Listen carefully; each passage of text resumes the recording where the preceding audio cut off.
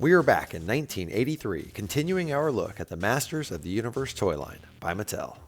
Previously, we started Series 2 with a look at the heroic human, robot, and monster Man-E-Faces. This time, we're going back to the side of evil and taking a look at yet another fan favorite and one of Skeletor's main henchmen, the evil and armed for combat, Trapjaw. Here on KREED'S Collection.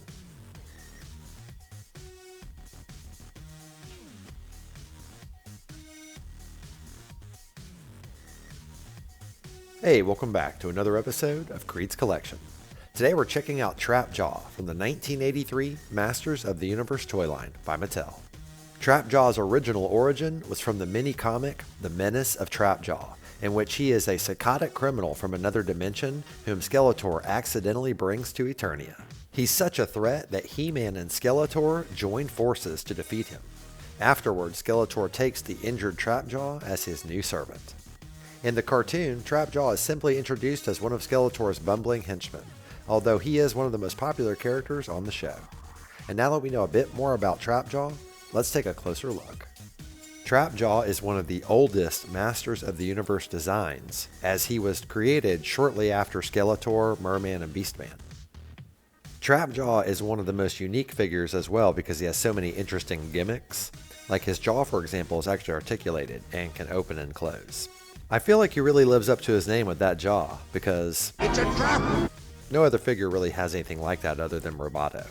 And then also, if you look at the top of his head here, he has this loop, which is actually for him to zip down a zip line.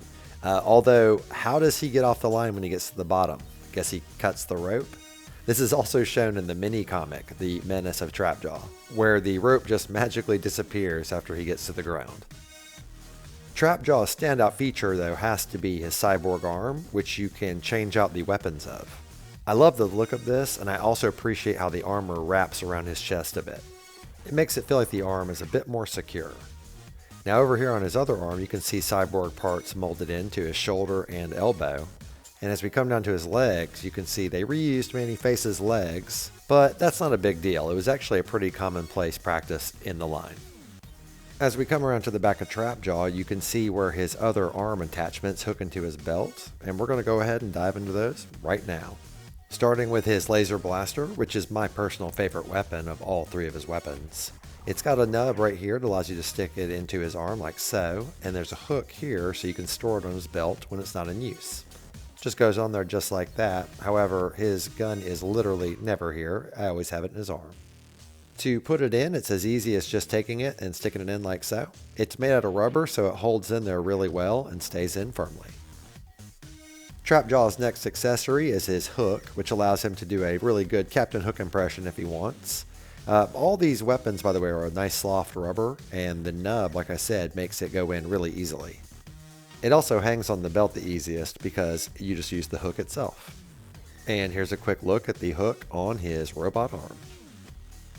The last appendage for Trapjaw's robot arm is this claw, which because it's soft rubber, you can kind of close it just by pushing on it a little bit. It does have the same nub on the end for hooking it to his arm, and then an extra hook to hang it from his belt. Typically that's where it stays because I favor the laser gun, but here's a look at it in his robot arm. Now we're going to take a look at Trapjaw's articulation. He's got the standard rubber band legs of all Masters figures that just kind of do their own thing. He also has the spring-loaded waist, so he can do a power punch, but I use it more of a quick aim. Anyway, here on the arms, they can go up around full 360 if you want, both sides, but there's no articulation here, even though it looks like there would be.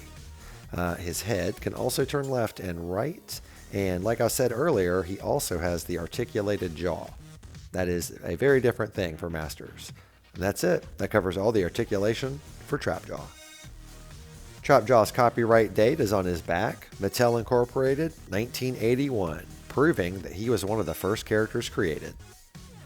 And now for our He-Man size comparison. Trapjaw and He-Man are the same size, but I feel like Trapjaw would really benefit from one of the action figure stands like I have for He-Man, so I'll have to seek one out for him very soon. Thank you so much for taking the time to watch my toy retrospective for Trapjaw from the 1983 Masters of the Universe toy line by Mattel.